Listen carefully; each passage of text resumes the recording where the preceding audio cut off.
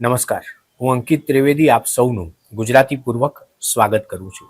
એક સરસ મજાનો હૃદયસ્પર્શી વિચાર આવ્યો આપણા સૌના રીતેશ શાહને. રીતેશભાઈ મિત્રોના માણસ, માનવતાના માણસ, ધબકતા માણસ, સેવા કાર્યોથી જીવંત માણસ.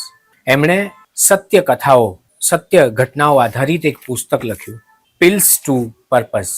સેવાકીય પ્રવૃત્તિઓની આ ઔષધિ કેવી રીતે બહુજન સમાજ સુધી, લોકો સુધી સ્પ્રેડ થાય, પહોંચે, એના માટેનો એમણે એક પ્રશંસનીય, યશસ્વી પ્રયત્ન કર્યો.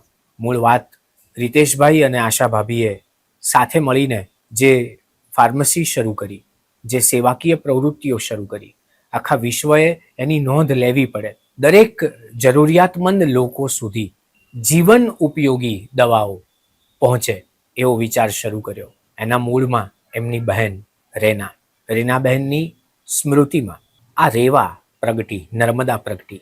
આજે રેનાબહેનનો આત્મા જ્યાં હશે ત્યાં શાતા અનુભવતો હશે, કારણ કે એક ભાઈ પ્રત્યેક દિવસ, પ્રત્યેક પળ રક્ષાબંધન ઉજવે છે.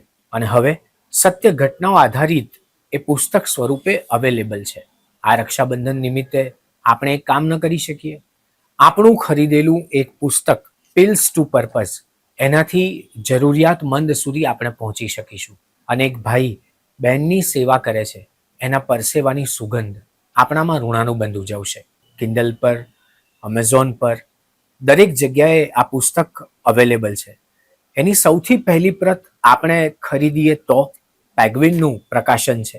હું ખાસ ઈચ્છા રાખું કે પ્રત્યેક વ્યક્તિ સુધી આ મેસેજ પહોંચે અને આપણે એક પુસ્તક ખરીદીને એ જરૂરિયાતમંદ સુધી દવાઓ, નિદાન પહોંચાડીએ જેને સાચા અર્થમાં જરૂર છે.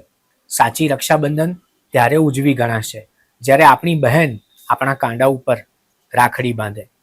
પણ એ જ કાંડા ઉપર બાંધેલી રાખડી જ્યારે બહેન અને ભાઈના સંબંધની ધોરીનસ સાથે જોડાય છે ને, ત્યારે ધબકારા ઉપર વસંત બેસે છે. ઋણાનુબંધની અને અન્નજળની વસંત. આપણે બધા સાથે મળીને આ યજ્ઞ કાર્યમાં એક પુસ્તક ખરીદીને આહુતિ આપીએ. ગુજરાતીપૂર્વક.